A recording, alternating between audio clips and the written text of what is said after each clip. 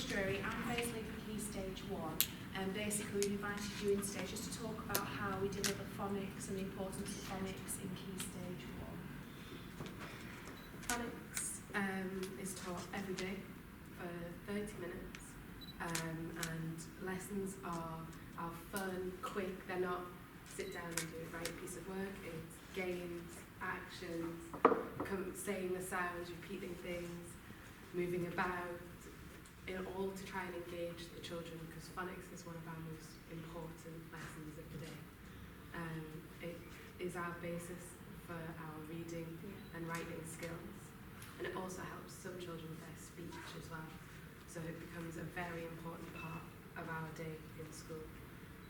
It teaches them a number of skills.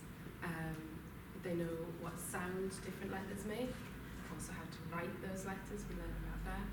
We look at what we call segmenting, breaking words down into their smallest pieces, their smallest sounds that they make, in order to help them then spell those words when they're saying them out loud. And also we look at bonding, which is how we put our sounds together. So it's how we put our sounds together, looking at making sure that we can read with fluency.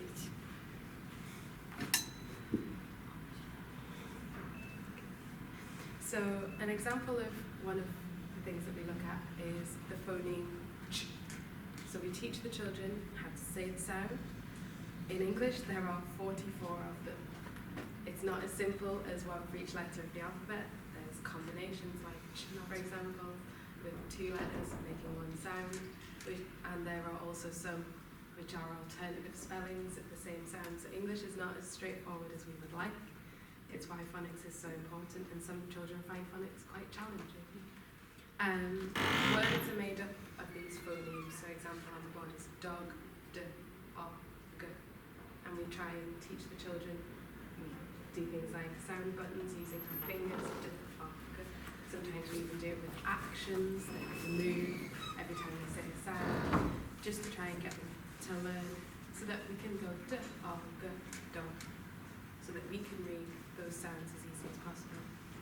And hopefully, through our phonics teaching, this is what the children learn to do.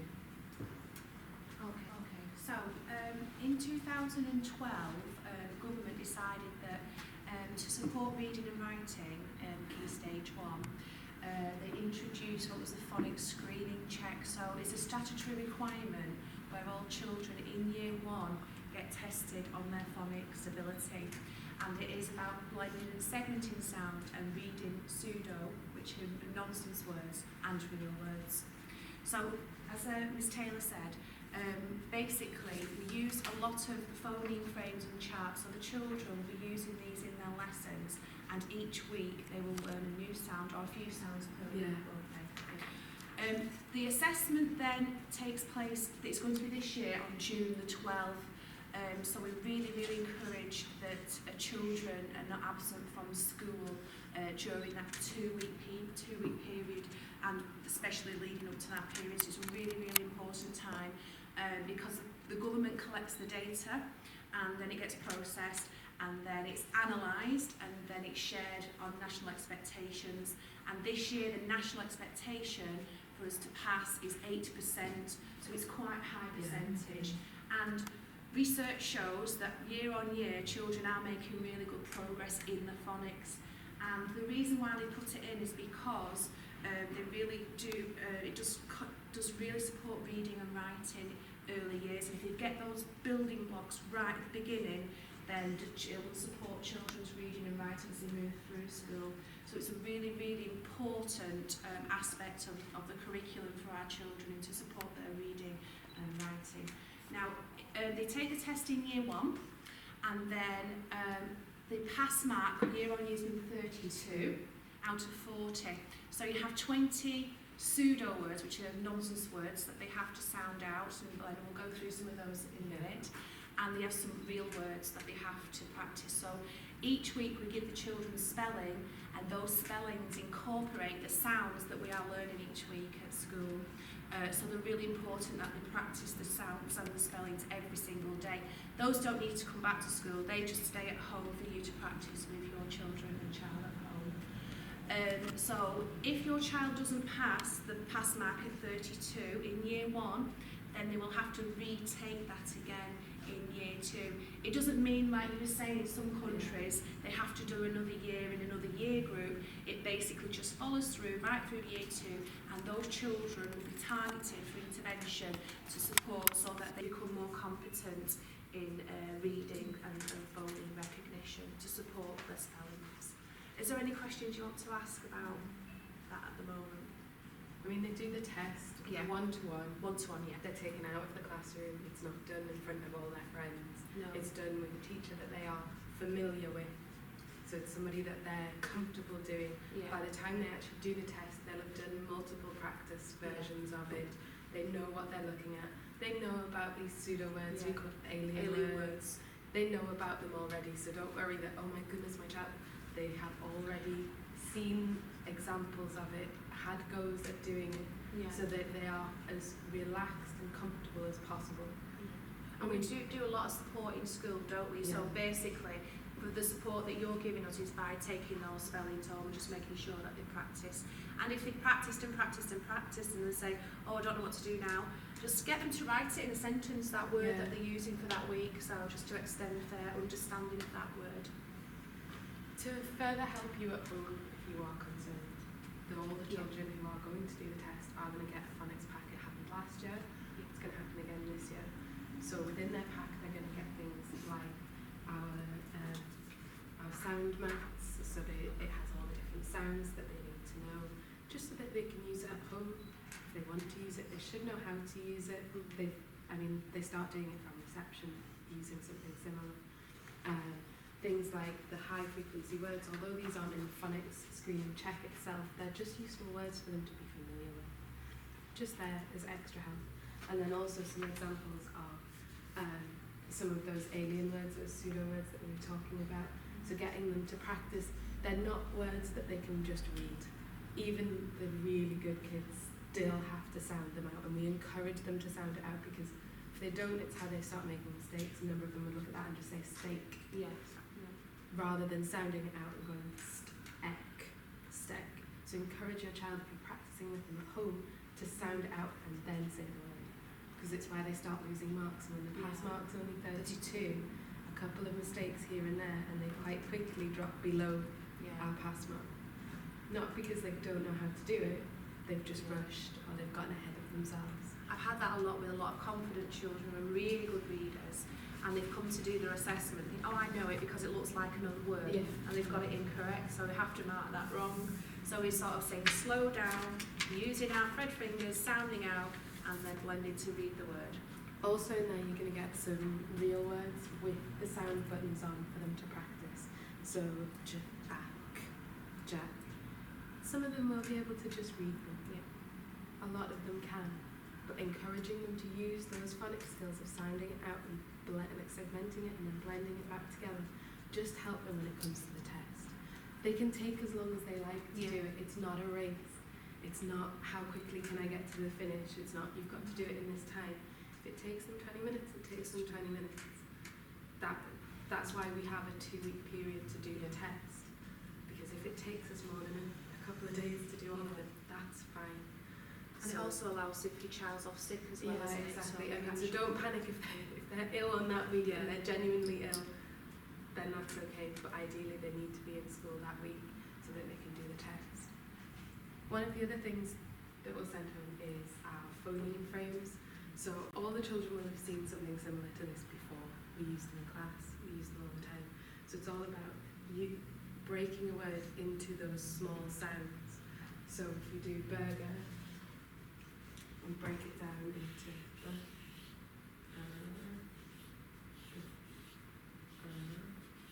and it's all about them understanding, breaking the words down like that helps them. Burger is a really good example of how we have different ways of spelling the same sound. It even happens in the same word. There's something that they just have to learn. It's some kids it comes naturally.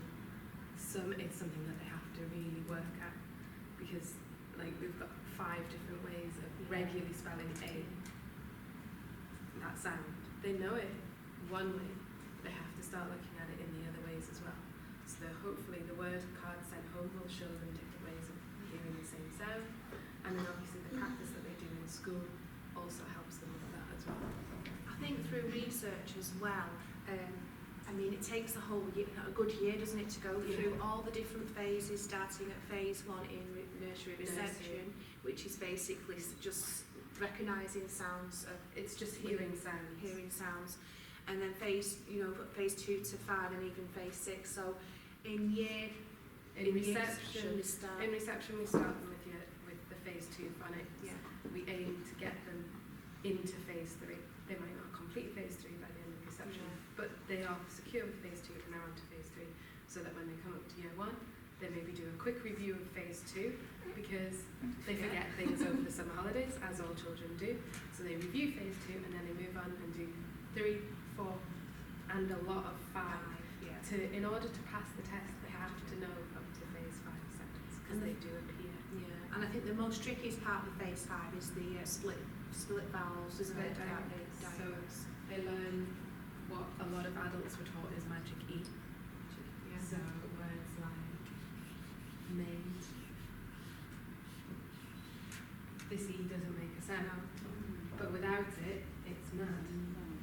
So it's got to have the E on it. So a lot of children have issues understanding it, so often we join the sounds together with what looks like a bit of a smile. So those two sounds have to work, those two letters have to work together to make a sound. Otherwise it's completely different. And it's something that a lot of children find very challenging, some adults even find quite challenging. So it's something that we work quite hard on with them. It's something they'll do again and again. And like Miss Taylor said, it is a fast-paced, sort of get up and go, very active session, and different. We've had so many different teaching programs. We've had Ruth Miskin, the Jolly Phonics, and we base our planning and teaching on the letters and sounds. So it's sort of like generic. We're all following the same sort of principles and ways of teaching. So a lot of research, as I say, has been done for this quality phonics, and the government have produced letters and sounds, haven't they?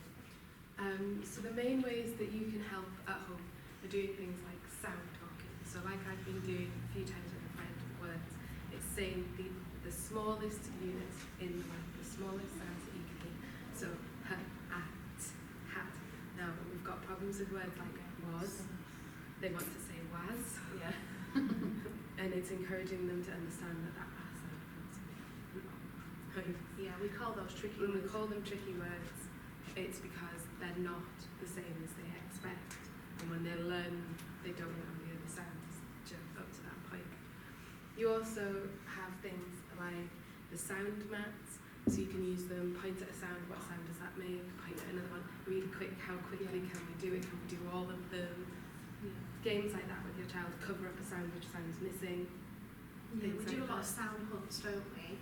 And we also ask the children to come up with a word with that particular sound that they're learning as well. So you could even ask your child, point at the sound, can you think of something that starts with that sound? Or can you think of something that has that sound in it? Because some of the sounds don't always come at the beginning of words. And then obviously you've got your phoneme frames as well. Say a word, ask them to spell it out for you. They actually quite enjoy it. You're going to send home a laminated version so that they can rub it off and do it again, and in a moment they've got a whiteboard pen. Yes. So they know what they're doing with it. They're teachers over. Exactly. Also in your pack, you're going to have a list of useful websites. These are websites that we use in school. So again, children are very familiar with them. They will have used it before. They can probably use it better than we can. They know how to navigate around them. So there's things like Phonics Play, Letters and Sounds actually have their own website with flashcards and all sorts on it that you can download and print. Mr. Thorne does Geraldine Giraffe, which is a load of YouTube videos with him and his very naughty giraffe that go around the house and look for things starting with the same sound. The kids really enjoy him because the giraffe is exceptionally naughty. And then there's also a really good iPad app which is Pocket Phonics, which has on it a number of different games within Yeah, Pocket really Phonics, and it's a really good version of it. So by all means, use these. The kids know how to use them, they enjoy using them, Yeah. and they're fun ways of getting them to do phonics at home without saying, sit down, we're going to do some phonics. Because the idea is that they enjoy it and it's fun and it comes natural to them. We'll put this on the website as well, so if you want to access the website from home, we will put all the details for you on the website, but feel free to come and take a picture. Thank you. Have you got any questions for us? I think we've given you a lot of information. Yeah. Is there anything you're worried about, concerned about at home if you're, teaching your children about phonics? Or, as I say, we do a lot of work in school. We will be sending home extra, just sort of like the phone frames and the pseudo and real words, just to support you.